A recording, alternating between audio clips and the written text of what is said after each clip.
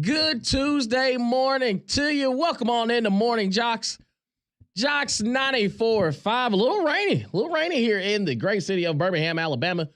Damien Mitchell alongside Conrad Van Order and you as well. Our wonderful listeners, as always, you can text and call in 205-834-9450 as we get closer to the college football weekend, the SEC. I will say this, for the past couple days, really since Saturday, we've been trying to iron out all these different tiebreakers for the SEC championship. If teams actually want to play in the SEC championships, kind of getting the fan base's pulse on everything as far as what they want to see or do for their team. Do they want to see their team play for an SEC title because of all the tiebreakers of wins over who needs to lose, who has to win, and all these things? And it's at some point we got to get back to the old adage: just win the ball games that's in front of it. Just win the game. That's all you got to do. Winning cures all things, and let the let the SEC commissioner and all those people just kind of figure everything out. Because when you're going down the list of who gets in, if this happens, there's so many ifs and thens. And to be honest, if there's anything that we've learned, especially here in the SEC, one, when we look at the college football playoff, I wouldn't push back if people really started to push this narrative of 5 SEC teams getting in, because I do think there's going to be a log jam of, 2 lost teams that are, right there itching. Okay, do you punish a team that's, through the tiebreakers, if they find a way in the SEC title game and they lose the SEC title game, are they still not deemable? Are they still not one of those 12 best teams in college football? And I came away watching that Georgia Tennessee matchup of saying, these are 2 of the 12 best teams in college football. There's no ands, ifs, or buts about it. And now Indiana, out of the Big Ten, with their matchup with Ohio State this weekend, they could pretty much, is it essentially an elimination game for Ohio State? Because again, the two big teams that you have on your schedule, you would have lost to them. So now it's, what's their biggest win? Do we still put them in the same breath of, the 2 lost teams that are in the SEC? Because most of those losses come, you look at Tennessee, their loss comes to Arkansas and Georgia. Alabama loses to Vanderbilt, and also Tennessee. So there's so many moving parts. And then Ole Miss, that one loss to Kentucky just kind of throws a wrench into everything as far as what these teams are. And the closer we get, of course, we get the college football playoff ranking show tonight on ESPN. And would you be shocked if there's 5 teams in the SEC that are in the top 12 this week, Conrad? In the top 12, technically, yeah, I think there will be. I think it'll be like last week, though, where, technically whoever number 12 is will be left out. Right. Or, maybe they bump Boise State up and knock, an SEC team down behind them or something like that. But, I wouldn't be totally shocked. I think we'll get 4, and then you'll have the first team out is going to be Tennessee. If I had to guess, that would be my expectation. But, I was going to bring this up later, but since we're, starting off with college football playoff, I'll go ahead and bring it up now. Okay, so we'll acknowledge, we have a little bit of a bias towards the SEC, right? Because we cover it. And while we can acknowledge that bias, I think we would also be able to make a very strong argument that they are the best conference in college football. And so if there's a bias towards them, it's probably warranted to a certain degree. Okay, so I was thinking about this last night, and I'm just going through in my head, and I'm going, if we were to redo the rankings right now, like we just looked at the resumes, we forgot what we had seen so far this season, how would we rank the top 12? And just tell me if you agree with this. Mm-hmm. All right. I think the top 7 teams in college football right now, and I'll give them to you in order, in my opinion. Mm-hmm. I think it would go Oregon, Ohio State, and then 3 and 4, you could have Alabama and Ole Miss in either order. Then I would go Georgia at 5, Texas at 6, and Tennessee at 7. And then I would throw in a Notre Dame and Indiana, maybe a Penn State if that's your flavor there, at 8, 9, 10. Mm-hmm. And then I would have Boise State and Miami, and that would be my top 12. But I think legitimately right now, if you were to ask me who I think the 6 or 7 best teams in college football are right now, it would be those 5 SEC schools and then Oregon and Ohio State. And I would take them over an undefeated Indiana. I would take them over a 1-loss Penn State. I would take them over a 1-loss Notre Dame. Yeah. I would take them over, BYU or whoever you want to pull out of the Big 12. I'd take them over Boise. Like, just straight up if they were to play each other. And I know that's not everything that goes into the rankings, obviously, but I just, it's hard for me, and again, acknowledging that we have an SEC bias, it's hard for me not to think that those are the 7 teams right now that are playing at a different level and have earned those rankings through resume, strength of schedule, strength of record, eye test, all of the different factors that go into it.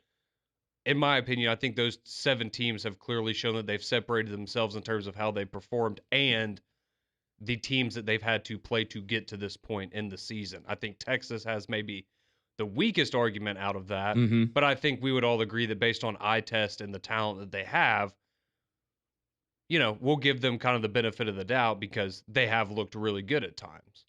True. And you bring up great points as far as even going back to last week about Texas and how even when they play teams that have true quality, they struggle.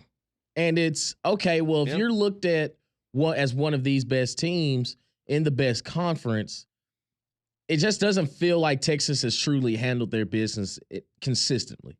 And I think, the Florida game, that's one.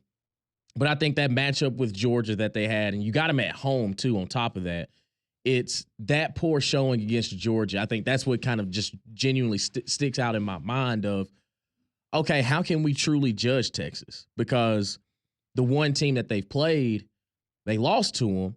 Now they've beaten everybody else. And I think for Texas A&M, it's kind of you're in your prime spot right now to kind of shake the narrative of what Texas truly is for this season. And also, you kind of rectify that loss against South Carolina. And then now the Notre Dame loss doesn't look as bad because it was the first game of the season, and Notre Dame, besides the Northern Illinois game, has gone out and done what they've needed to do. But it's almost every team besides, the Oregons and Indianas and things, everybody has just that one head-scratching loss. Yes. And you need the teams that you lost to continue to win so the quote-unquote loss doesn't look as bad. But now what the problem is with the SEC, it's, okay, Ole Miss, you lost to Kentucky, and Kentucky hadn't beaten anybody since then. And for Tennessee, now it's the three-headed monster with the Alabama, the Georgia, where Georgia lost to Alabama, Alabama lost to Tennessee, Tennessee lost to Georgia. It's, okay, well, we kind of lumped those 3 teams in together. Vanderbilt loss for Alabama's going to sting, but with South Carolina continuing to win, it looks good. And again, when you look at all the ranked matchups that Alabama's had to face, I understand Georgia has, pretty much the toughest schedule in college football, but Alabama's not really that much further down because of when they matched up with these opponents and where they were ranked. With the way they beat Missouri, and then for South Carolina to beat Missouri, when LSU beat Ole Miss, and nobody really thinks that LSU is a better team than Ole Miss right now. And it's just now we've hit this logjam in the SEC, which is so confusing. But also, to me, what shows that the conference is great. Where, as in with the Big Ten, Oregon, Indiana. I mean, Indiana hadn't played anybody. Well, and that's the other thing is I think that we look at. And, I think you could make a similar argument for Indiana and Texas, or they're being viewed similarly. And it's, all right, they're in the 2 biggest conferences or the 2 strongest conferences. And so they get the benefit, I think, in a lot of people's eyes that everyone else in those conferences does, right? I think people look at Texas and sometimes think of it as, well, yeah, I know Georgia has a tough schedule, blah, blah, blah. But, they have 1 less loss than Georgia, and they're both playing in the SEC. So, if it's the toughest conference, then shouldn't Texas, since they only have 1 loss, be ahead of them? But I think, obviously everyone's schedule doesn't work out the same, right? I think it's the same thing with Indiana, where Indiana's clearly getting credit for being an undefeated Big Ten team, and rightfully so. They deserve to be in the top 12. However, they haven't played anybody that's in the top half of their conference. Now, they're going to play Ohio State this weekend, and that will change that. But outside of that Ohio State game, Every other Big Ten team that they will play this season is in the bottom half of the conference. Seriously, like the toughest Big Ten team they played so far based on the conference standings is Washington. They're the 8th best team in the Big Ten. Mm. So that's where, again, you have to peel the onion back a little bit. I feel like you have to get through some of the layers because while, yes, you can say Indiana is an undefeated Big Ten team. Mm-hmm.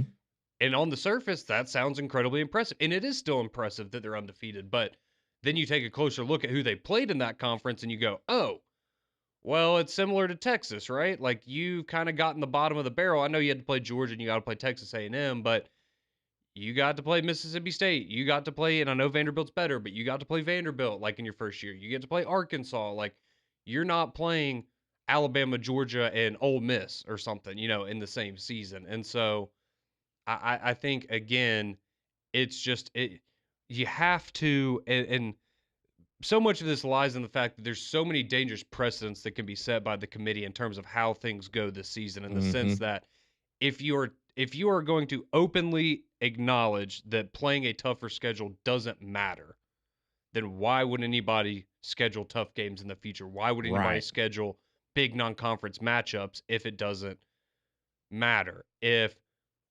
winning your conference doesn't matter, or going to a conference championship game doesn't matter because if you lose, they're going to knock you out of the playoff. Well, that's such a dangerous precedent because you're going to have teams in the future that are going to say, well, is it better off for us to just take a game off at some point and have an extra bye week and take a loss early in the season and avoid having to go and play in the conference? There's just so many things that fall into the committee that, there's love the chaos, love all the controversy, love all the talking that we get to do about the college football playoff stuff. But it's just like, man, moving forward, like there's a lot of important decisions that are going to be made over the next couple of weeks that ultimately determine how, programs look at college football now, because seriously, you don't want to set a precedent where less is more, right? And at the end of the day, essentially all that matters is how many wins do you have and how many losses you have. It doesn't matter if you're 11-1 against the 100th best schedule and 10-2 versus the best schedule, because the 11-1 team is going to get the benefit of the doubt every time. So, and that's again where that was kind of the whole genesis of what I brought up earlier with how I would rank the teams is I just, in my opinion, those are the 7 best teams. But when the rankings come out, they're clearly not going to be the top 7 because, it's like for the last few weeks, we had to sit here and pretend like BYU belonged in the conversation because they had a 0 in the loss column. But if you watch them play, no, I would take South Carolina to mop the floor with them right now on a neutral field. And they're the 8th best team in the SEC, right? So it's not an even playing field. It's just it's going to be interesting to see how this plays out over the next couple of weeks because, again, it's just a scenario where, I think a lot of our listeners are very, very intelligent college football fans, but we can all sit here and watch these teams and go, yeah, these are the best teams. They deserve to be in the college football playoff, but yet the committee can find out, make up some reasoning to why they're going to credit other teams and not credit ones that may be more deserving. Right. And this weekend kind of opened my eyes to that as well, because when we talk about this whole, common opponent thing, we saw the number 1 team in the nation against, with the Oregon Ducks against Wisconsin this weekend and had to run a fake field goal. Well, was unsuccessful. Wisconsin could have won. It should have won the ball game. Yeah. And we saw an Alabama team early in the season go up to Madison and mop the floor with them. So it's, okay, well, that's one common opponent where we're starting to, if Oregon were to lose a ball game, you start to look around and kind of read the quote unquote strength of schedule. It's, well, one in game control, what we heard about last season in the 14 playoff. It's, well, when I saw Alabama play Wisconsin, they had no issues in Madison. Oh, I can promise you right now the committee is going to give Oregon credit for beating a Wisconsin team after going through 8 weeks of Big Ten football in their first year in this tough conference. Right. And it was such a gutsy win for them to be able to, pull it out at the end. And that's fine. If they want to give teams credit for that, you want to give credit to Penn State for playing West Virginia to open the season. I know we've all made a million jokes about that. I'm fine with that if that's the route you want to go. But let's make sure we're doing that for everybody, right? Let's make sure that we're viewing it as, again, you look at teams like the Vanderbilts of the world and you go, oh, well, Texas had a close game against Vanderbilt. Okay, whatever, they survived. Or Alabama lost to Vanderbilt. Okay, I'm sorry, but if you're giving credit to West Virginia this year, we need to be giving credit to Vanderbilt. If Yep. you're giving credit to Wisconsin this year, let's give credit to Vanderbilt because there's really not a big difference in a lot of these teams, Yep. and it definitely feels, even going back to last year with Michigan getting credits for how they beat teams like Maryland, and it's just SEC people just kind of roll their eyes because it's like, okay, I would love to play Maryland in October, like it's just it's different. So an even playing field would be nice, or not even. I'm not even saying it's an uneven playing field. Just as Kirby Smart said after the Tennessee game, I don't know what the committee wants. I don't know how they think, and I think that says it for all of us, Yep. right? Is we just want consistency and tell us so that year in and year out we know, or the coaches and programs know this is where the goalposts are. This is what's expected of us. Mm-hmm. This is what the committee values more than anything. Let's make sure that we fit that criteria to get in the playoff. Because again, it's just another year where we're sitting here going, what really matters the most? Because it doesn't seem to be head to head. It doesn't seem to be strength of schedule. It doesn't, and it's confusing, man. It is. It is. But that's why we love it. That's why we Yeah. love every single Tuesday night where we get the college football playoff rankings. We'll keep the conversation going on the other side. What do you want to see in the college football playoff rankings? Do you think we'll get 5 teams? Do you think your team should just skip the SEC championship and rest their players so because they're in the college football playoff slot, or at least right now they are? We'll have the conversation on the other side. 205-834-9450. Your text message, your calls on the way. Keep it locked right here on Morning JOX and JOX 94.5.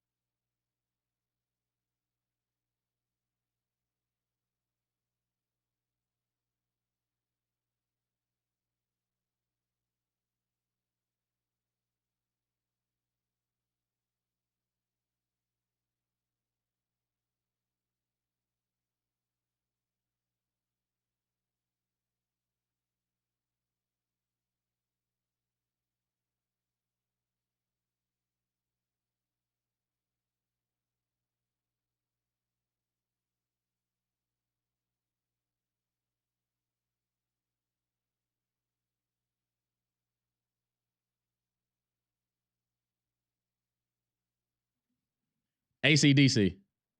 Yes. Okay, yeah. I know that one. I'm familiar with this one. It's a staple. I'm here for it. A little Thunderstruck. It's kind of ironic on a rainy Tuesday. We got Thunderstruck playing, but no signs of thunder yet. No signs of thunder or lightning or anything. Welcome back in the Morning JOX. JOX 94.5, Damian Mitchell, alongside Conrad Van Order.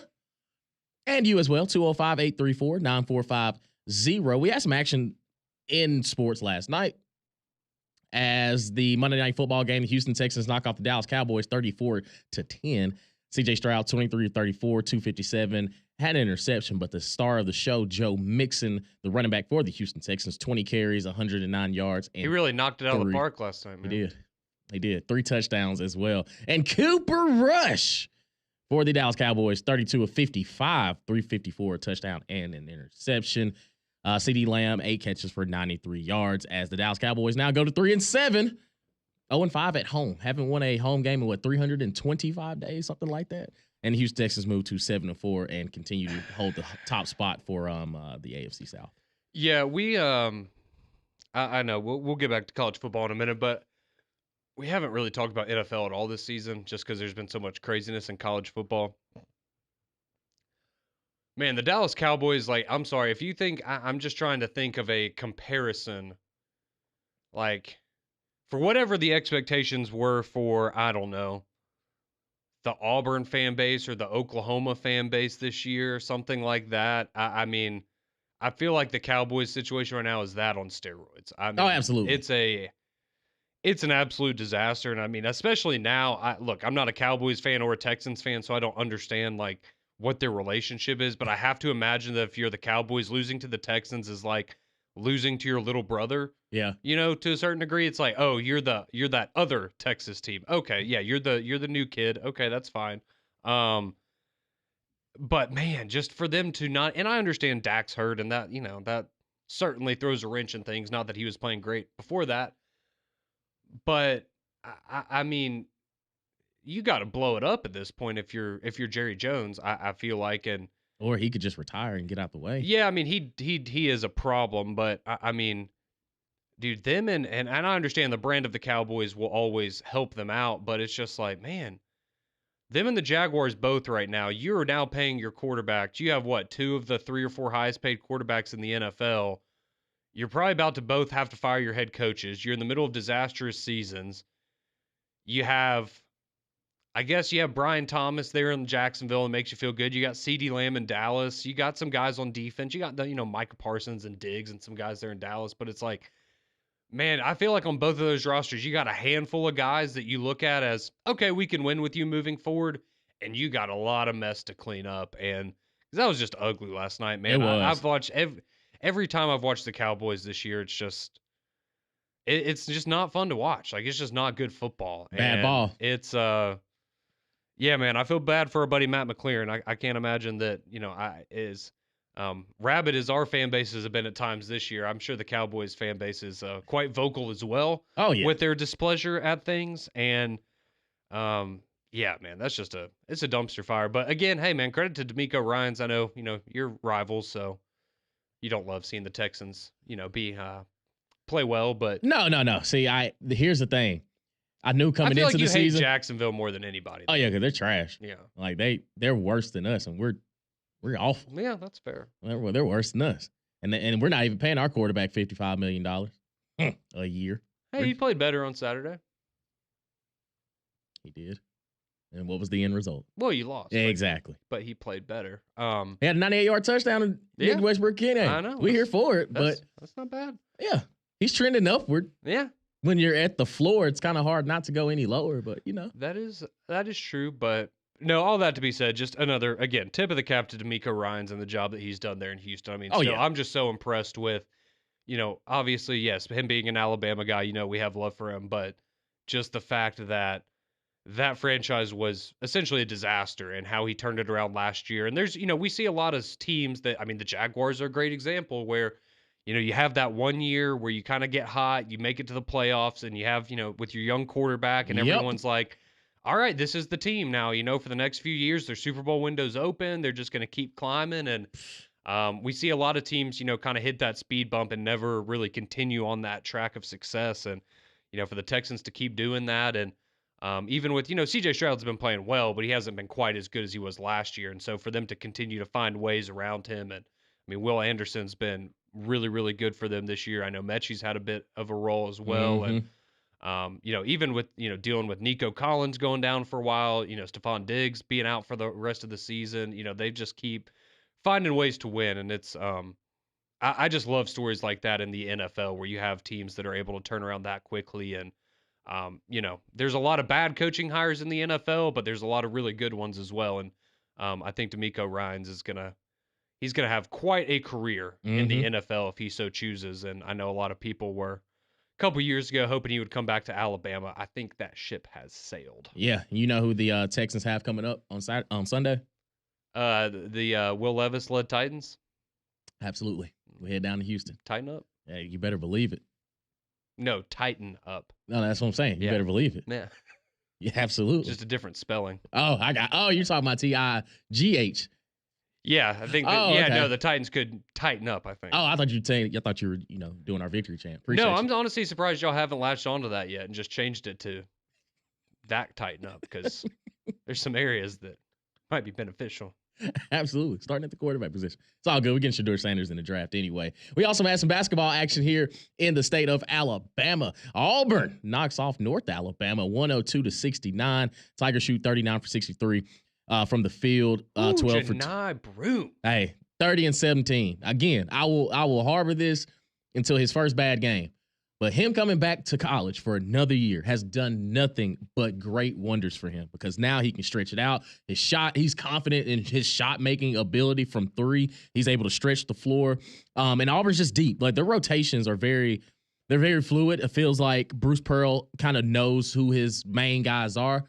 But the five that he has on the floor, he has 1,000% confidence in them. And I think for Auburn moving forward, one, the deeper that they are in these rotations and trying to figure things out, you're not asking him to go out there and give you 30 and 17. But if he does, by God, you got it. But when you have, Chad Baker-Mazara with 12, Dylan Cardwell with 12, Denver Jones with 13, Miles Kelly with 12, Chaney Johnson with 8, that's winning basketball, because it doesn't find itself just kind of being latched on to Janai. It's like, oh no, he's getting some. Everybody's kind of just spreading the wealth.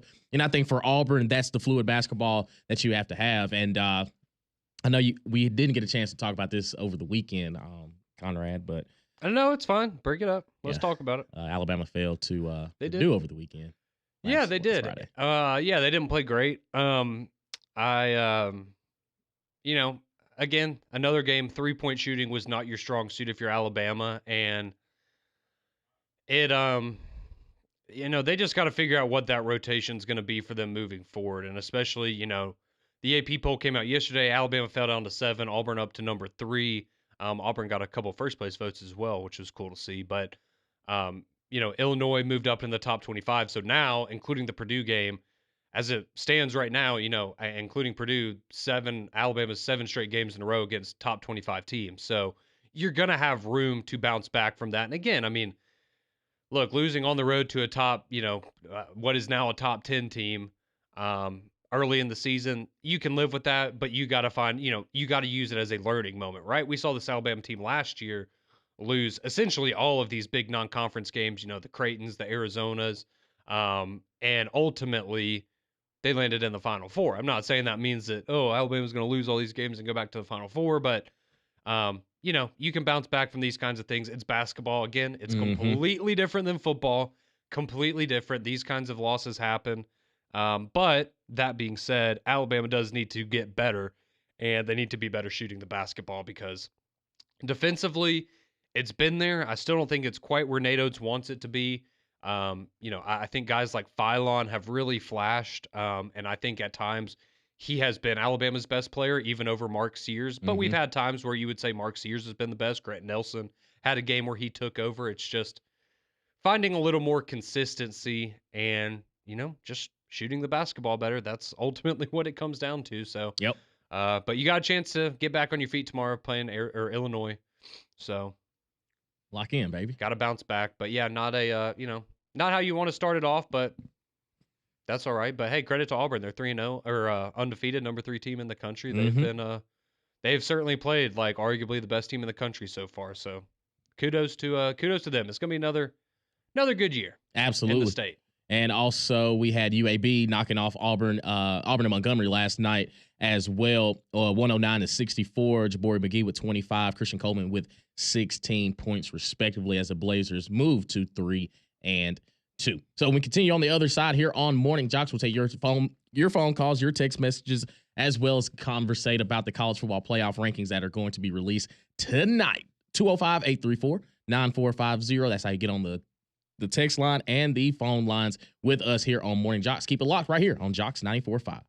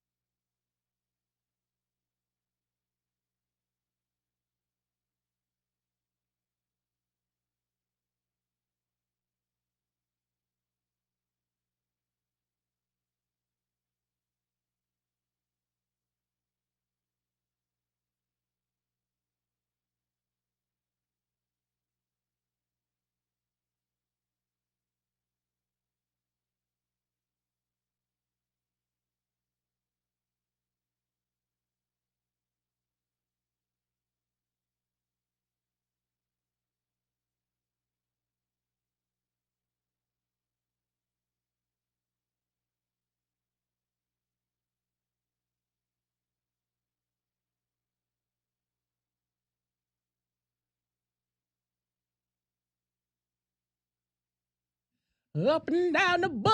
Boulevard and shadows. Love this song. Love it. Little Journey on the way back. Oh, I thought you were going to guess Pearl Jam. No, I know Journey, big dog. I know some Journey. I know. Now. It'd be very concerning if you did not know this song specifically. Found emotions. Welcome back in the Morning JOX. JOX 94.5, Damian Mitchell alongside Conrad Van Order. Just let it breathe on you, man. That's the best part of the song. Better than Boston, right? Oh, absolutely. 2,000%. Man, I had a conversation. I'm glad you brought that up. One of my buddies, he was listening to the show when we had the conversation about Boston, and he, like, the disgust he had on his face of just, wait a minute, man, they're one of the best rock groups ever. Yup. Like, you can't say that. It's like, well, I just did. He's like, it ain't for me, man. It's just couldn't get jiggy with that one. To each their own, I suppose. But yeah, man, it's they took offense. Good. I'm glad the people in your life are holding you accountable besides just me. That makes me happy. Nah, man, I was also with a Georgia fan over the weekend too. I started off. I'll say so. We had a little Friendsgiving. At about 3:00, I show up. We're having a good time, talking about the game, whatever, watching LSU, Florida, talking, and then once kickoff happens, Tennessee goes down and scores. I start jawing a little bit. Tennessee scores and gets a field goal. We're up 10-0. They're up 10-0. I almost said we. They're up 10-0, and that's what I'm kind of letting them have it a good bit. Then Georgia starts fighting back, and it's like, okay, all right, we're gonna have ourselves a good time at halftime. Everybody's kind of just at peace, having a good time. Then the second half starts, and it wasn't so nice after that. I kind of went into a little shell. I was like, dang, Doc, I was unfamiliar with y'all's game. I thought this game was in the bag. I thought about, because the last text I had from you was maybe like 10 minutes into the game. And it was Georgia's offense is ass. And I was going to reply, but I was like, you know what? Let's give it a minute. Let's see what happens. And then it got to the point where I was like, it's just cruel if I respond at this point, right? So I was like, I'll just let him have it tonight. I'll let you go and deal with it, grieve in your own way. But I was like, I feel like he might regret sending that text so early in the game. But you know what? We'll see what happens. Like I am one possession in. It happens to the best of us. I was one possession in. I was like, oh, Georgia, son, it's over with. Yeah. It's over with. Dog, oh my gosh. But they definitely turned up as Georgia knocks off Tennessee over the weekend. God, it's just. Anyway, I'm trying to erase that one out of my memory. Josh hyping those boys. They got UTEP. Hey, don't let them beat you twice. They got UTEP. Don't let Georgia beat you this weekend. So they need to lock in for that team out of El Paso, Texas. Yeah, I think they'll be all right. Oh, Let man. gas pipe go. Gas pipe. That's starting to grow on me a little bit. Like, it's kind of. I know. Now I'm like, man, I want them to get in the game so that we can hear. Like, they got to have a gas pipe chant there in Neyland. I would. Yeah. I would let it rip. He's no Ty Simpson, though. No, Ty Simpson, vintage Johnny Manziel on Saturday. That was insane. Yeah.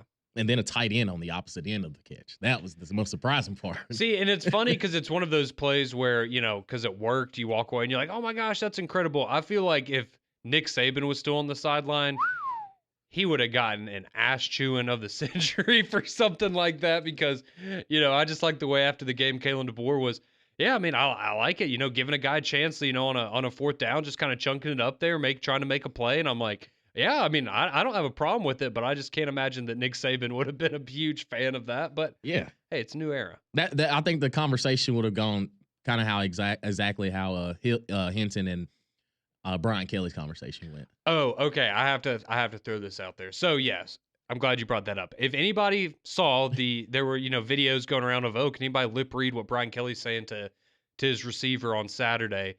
All right. So John Boy, if you don't know who John Boy is, all right. So they started off as like a Yankees podcast or whatever, but now they typically do Major League Baseball stuff, but they do really good breakdowns of like fights and different things that'll break out in sporting events.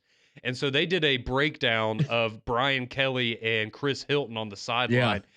Highly recommend it. It's 5-minute watch. It's on Twitter. But it's hilarious. It is so good and such an in-depth breakdown.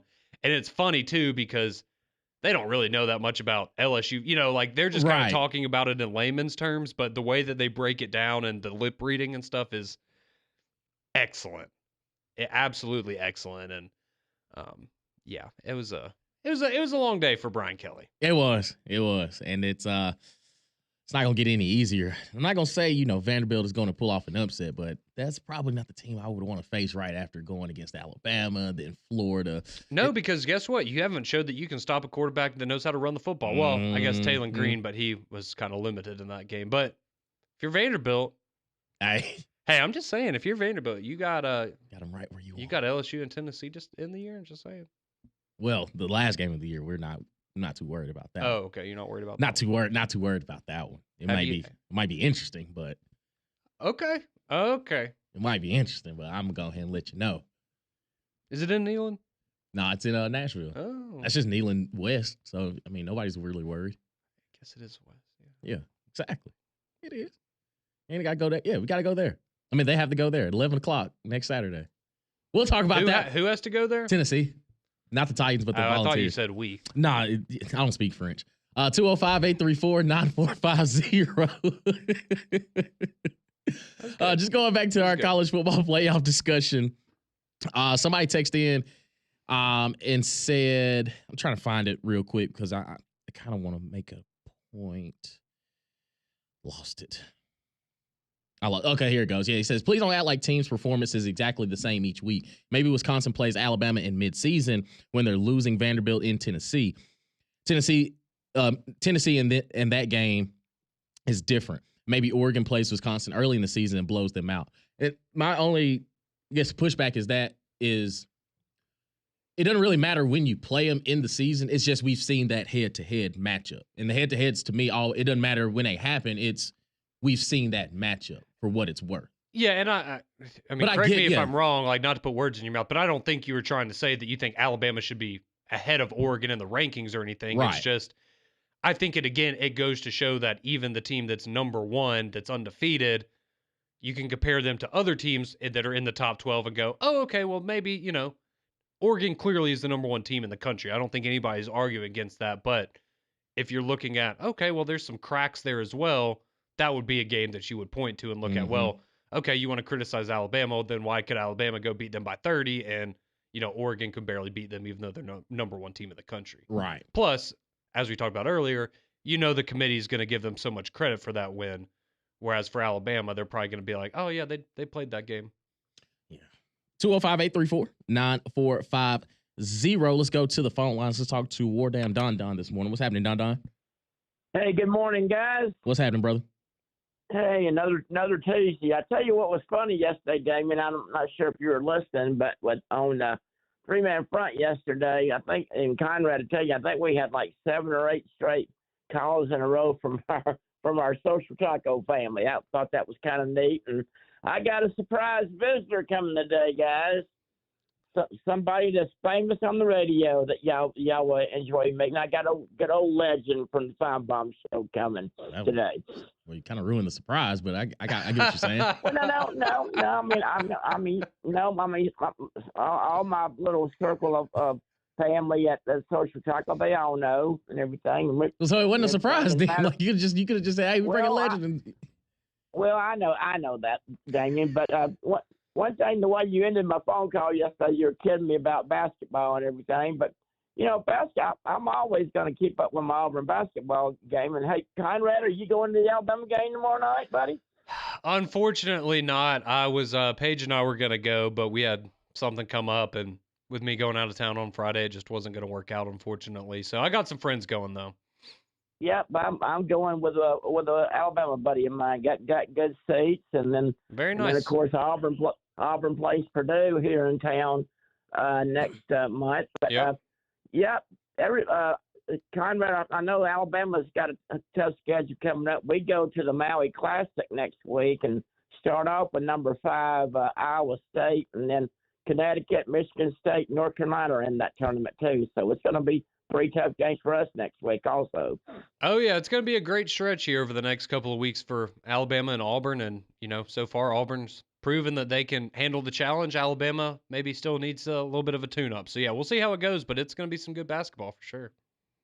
Absolutely. Conrad, I think I kind of got you fired up when I said Auburn was going to beat A&M yesterday, huh?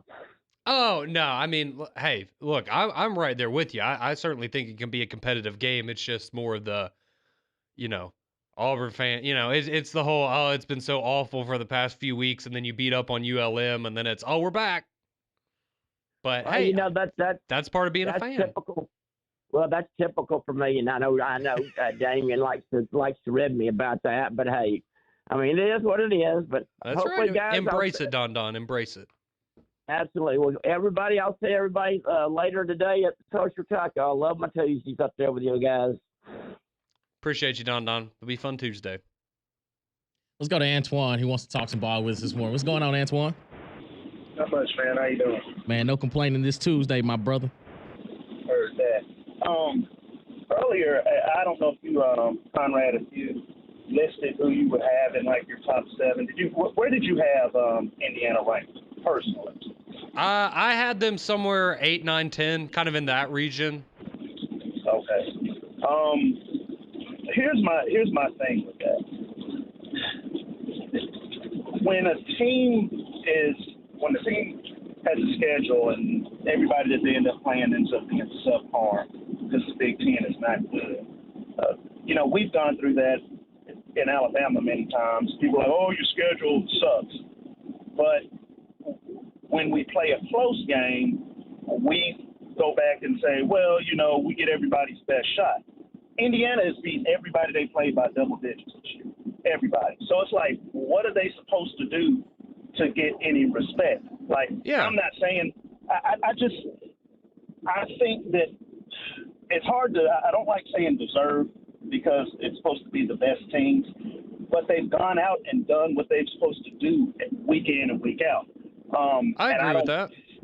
I don't think, this is just me personally, I don't think that there's 9 teams better than Indiana right now. And now they may go out against Ohio State at 11 o'clock this Saturday and get the doors blown off of them and be exactly what everybody thinks they are. But I just feel like they deserve a little more respect. And I don't have a problem with them being at 5.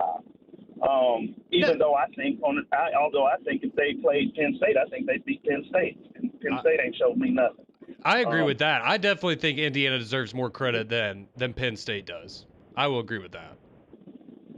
Well, that's all I had, man. That's all I had. I almost messaged you on Facebook, Damien, Mr. Tennessee. But I didn't. I was like Conrad. I just let it slide. Hey, I appreciate it. What's up with everybody being so hesitant? Y'all scared of something? Y'all scared? No, say it with your chest. We're just trying to be nice to you, man. Nah, I don't need it. Oh, okay. You think I wasn't dishing it out? You think I didn't smoke my Victor cigar on the third Saturday in October? You left the studio real quick yesterday when we were talking about Georgia and Tennessee. You were out. Hey, keep it locked right here on Morning JOX, JOX 94.5.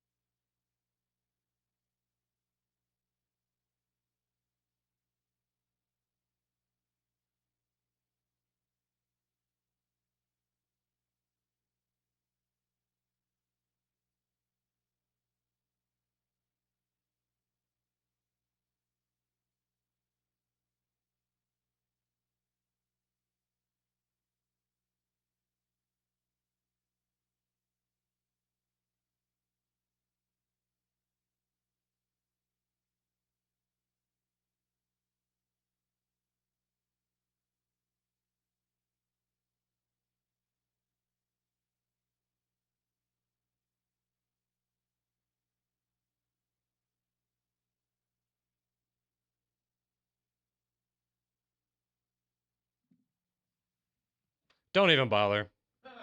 I say, I don't know this one. Yeah, see, Saber just laughed. It's like, no chance you get this one. Who is it? Rush. Yeah, see, you weren't going to get that one. Only rush I know is Big Time. Okay. that's the only rush I know. That is not good. Welcome back in the Morning JOX. JOX 94.5. Damon Mitchell, Conrad Van Order here with you for a few more moments, passing you off to McElroy and Kubelik in the morning. Special edition McElroy and Kubelik in the morning. I think a lot of people might enjoy this. Yeah, it'll be a little bit of a mix-up, but I think that it'll be 3 great hours of radio. You better believe it. That coming at the top of the hour, but going back to our college football playoff rankings discussion and just where we think these teams are, and Conrad kind of went through his top 7, and I agree with I agree with you on the Indiana thing, because all the teams that you had in front of them, if it was neutral site, not to say that Indiana would get blown out, but I would lean Oregon, Ohio State, Alabama, Ole Miss, Tennessee, Georgia. Okay, and honestly, I'll probably put Miami ahead of them too. Okay, that's fair. So would you agree right now, like if we're just doing top 5, Ohio State, Oregon, Alabama, Ole Miss, Georgia? Yeah. In no particular order. And I understand, yeah. But those 5 for sure. And I understand what the caller before the break was saying about Indiana and them deserving more credit. I have no problem with them being ranked higher because they are undefeated. I'm just saying, in my opinion, I think if we're ranking the best teams based on the schedule they played, who they've had to beat to get where they are, again, I bring up the fact they have not played a team that is in the top half of their conference. So, right. Again, I understand, but if you're asking me to pick between them and a Georgia team that's had to play Alabama, Ole Miss, Texas, Tennessee, like, I'm going to take the battle-tested SEC team. Yeah, I agree with you 100% on that one. College football playoff rankings, they come out tonight. We're going to see. Do we get 5 teams in? Who knows? McElroy and Kubelik in the morning. They're next.